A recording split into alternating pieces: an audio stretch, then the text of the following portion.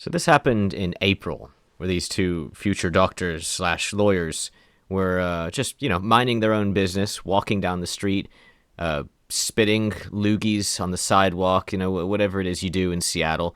And I guess one of the things you do, if you do happen to be an aspiring doctor slash lawyer, is assault random old men. The man in the center of the screen there is 77 years old, just walking along, minding his own business. Not for much longer, though, because he's about to have a broken arm and a broken knee.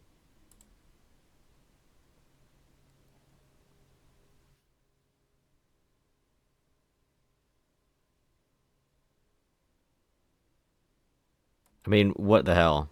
Like, poor old guy. He knows something's coming. He tries to get out of the way. What did he do to deserve this, you think? I mean, like, who knows? Maybe he's the most evil person on the planet, but that still doesn't change the fact that what they did was psychopathic, animalistic. They're barbarians, heathens, savages. Look at this. Like, for no reason at all. They're not even, like, filming a TikTok or anything. These two people just decide to beat an old man for no reason. Just absolutely no reason to do that. And then it gets worse. Like, he pulls him off, pulls his friend off, and then he goes to kick him. But he restrains himself at the last second. Wow. So there is like the tiniest shred of either decency or no, it's not decency, is it? There's no way these people have decency in them. No, it's not that. As you'll see in a second, he's just starting to realize that he's doing this surrounded by many people who can see him. I don't think the concept of a camera is something that they really understand, but they are aware that they are in public. And so watch closely. Goes to grab his drink. Then he goes to bend over and grab the guy's phone or whatever it is, and then he puts it in his pocket. Oh, hey man, let me help you. Oh, I see you fell over. Let me help you get your stuff back. That's what he was doing. He was restraining himself from kicking him because he realized that people were watching. He's now pretending to give the old man his phone back or whatever, his wallet, whatever it is. He's pretending to help him. Cockroach. Pats him on the back. Did you see that? Pats him on the back a couple times here at the end. Oh, you're good, man. You're good. You just attacked him for no reason. You broke his knee and you broke his arm, and he has a big cut above his eye, which needed stitches apparently as well. He's a 77-year-old man. He was just walking along, minding his own business, and now he will probably never walk unassisted again. Best case scenario, this old guy spends the rest of his life with a cane. Worst case scenario, in a wheelchair, maybe even something worse. Apparently, he's been in the hospital for weeks, as you would expect, because he's old. His wounds aren't going to heal so quickly. And look at this, just surrounded by people. This is so dystopian. No one's doing anything to help. I mean, this could be a 10-year-old girl being assaulted right in the middle of the streets, and these people wouldn't do anything about it. They just... And it wouldn't even be surprising to me. It wouldn't be surprising to me that these two would be doing that in the middle of the streets, especially not given what you just saw. It wouldn't be surprising to me that none of these other people would be doing anything about it. Like, none of these people care. This is not a city of migrants. It's not some sort of, like, great place full of good people. It's a sanctuary for evil. Sanctuary for subhuman parasites. Look at this. Just can't even walk in a straight line. His pants falling down. What are they doing? I mean, grabbing his junk constantly. What are you doing? What are you posing for in front of the nail and spa? Absolutely heathen behavior. And the story itself, well, it's Ahmed Abdullahi Osman. How do you think Ahmed managed to get into the country with a last name like Osman? I can take a guess. And the other one is Jes'Sean Elian. Jes''Sean. I was wondering if it was French at first, but then upon seeing him, I mean, maybe he's from Louisiana or something, but this is in Seattle. So more likely it's just the blackification of a white person's name because they hate using white people's names, but for some reason they don't use their own name. So they changed Sean to Jes'Sean, as is often the case, which... Technically, there's not really a problem with that, but, I mean, it's just all the stereotypes here that you see going on. And speaking of stereotypes, one of these guys was in trouble for, pending cases for fourth-degree assault, Yeah, they got in trouble for fourth-degree assault in 2022, and they have a pending case for fourth-degree assault, which I guess means they have another case of that. Second-degree trespass in 2021. Now they have first-degree criminal trespass, third-degree theft, and fire alarm tampering. So there's your trope right there, because I'm pretty sure they weren't trying to tamper with the fire alarm in order to repair the batteries. No, it was probably inside of like a school or a library or something, like the red fire alarms that they have. I mean, it's just ridiculous. Like, why does anyone have to put up with this? And the one guy's on bail, or not on bail, but he's got a warrant, a $200,000 warrant. I don't know how they can give one guy such a big warrant out for his arrest, and the other guy, he's out already. Ahmed, he's released from jail on a $5,000 bail for a separate fire alarm tampering charge, which was 2 days after the attack. So they already had him after the attack. Then they gave him a $5,000 bail for a separate charge, and then they let him out, which is insane to me. Like, why would you ever let someone like this out? And the funniest thing, the city, the mayor at least of Seattle, doesn't like the cameras. And this is where we're going in this world. The reason why they're putting AI in all of the cameras to track everything, but they're putting these flock cameras everywhere and stuff like that, it's because of this kind of people, the bad cultures, the bad immigrants, the bad religions. Instead of dealing with it, we are instead putting in a, not even a safety net, but just like a way to punish them after they've committed the crime. We're putting in cameras to catch them doing the crime, even though they don't care about the cameras, so they're definitely going to do the crime. And then we have people like the Seattle mayor complaining about how the cameras are a problem. No, they're not. They're the opposite of a problem. University of Washington did a study, and other people have done studies to try and determine whether or not those cameras have been used for immigration enforcement purposes. And to my knowledge, that's never been the case, and we have no intention of doing that. However, in investigating crime, we always want access to what the state has, and when we don't have access to it anymore, it makes it more difficult, especially in high crime areas like in Aurora Avenue, where there's major drug operations going on. Having that ability just makes it easier. Mayor Kate. True. And I think that these cameras should be everywhere because they have allowed the situation to get this bad. And like, I don't want to be spied on constantly. I don't want there to be cameras everywhere. But let's be honest, you're walking down the streets of the, I mean, as long as this camera can't look into those windows, you're walking down the streets on the city.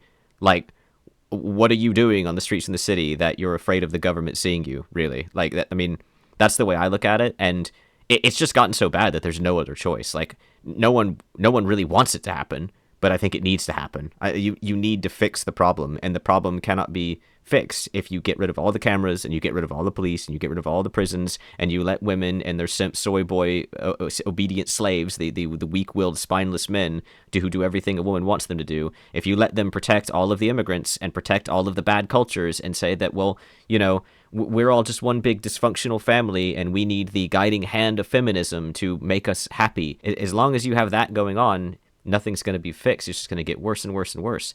So, you know, the cameras are just an unpleasant reality that we need at this point to fix it. Ideally, we'd get rid of the cameras afterwards, but I don't think Big Brother would want that either. Strongly disagree with. She keeps saying that it's been proven that surveillance cameras don't stop crime.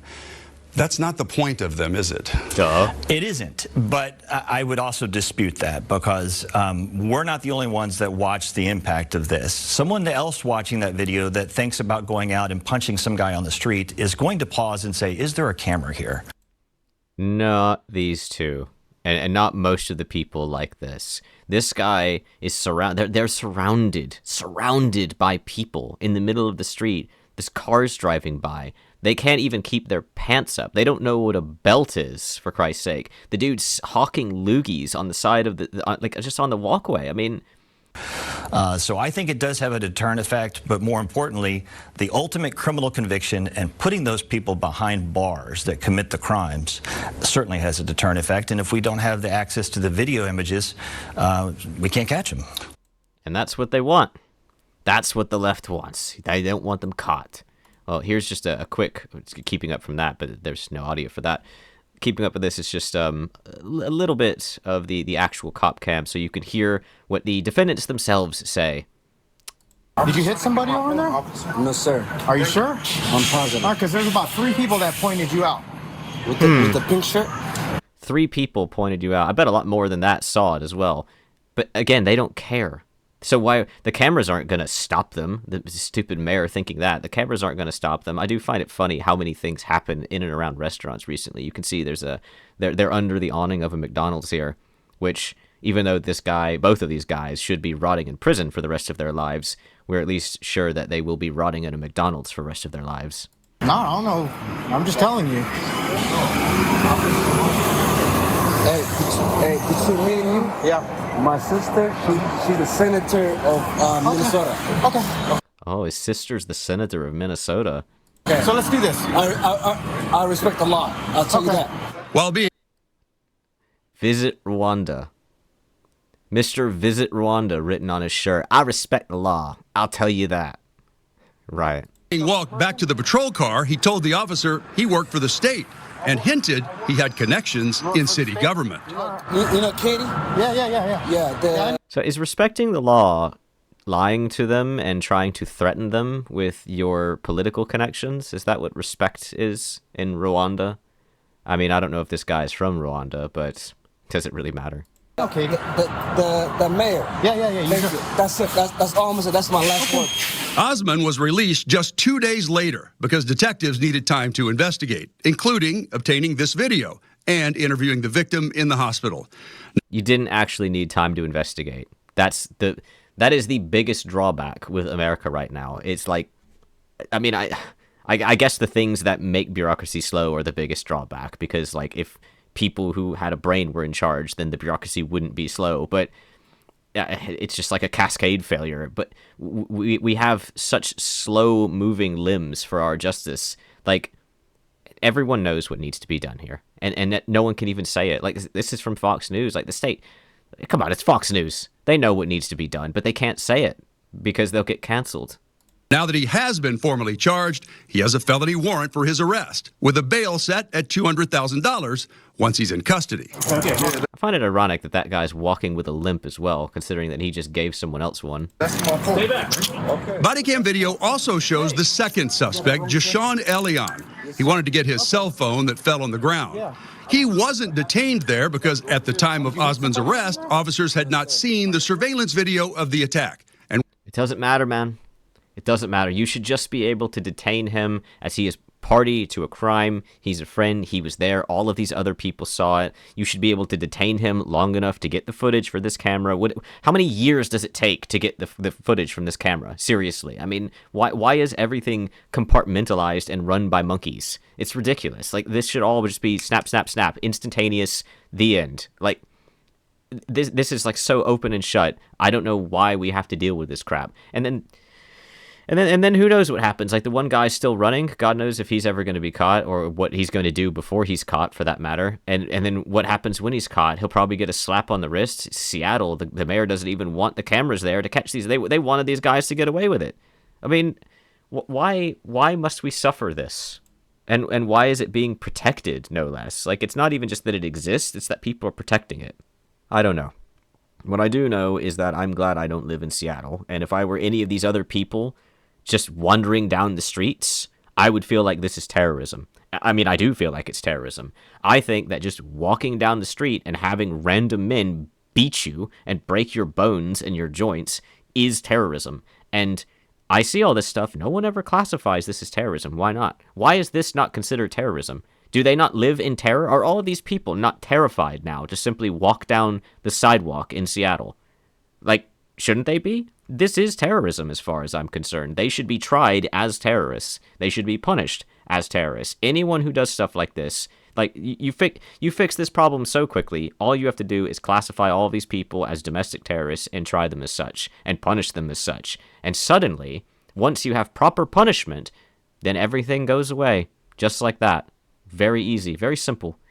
At least, that's my thoughts, but maybe I'm just a bigot. Anyway, thank you for watching. If you enjoyed, please do the YouTube things.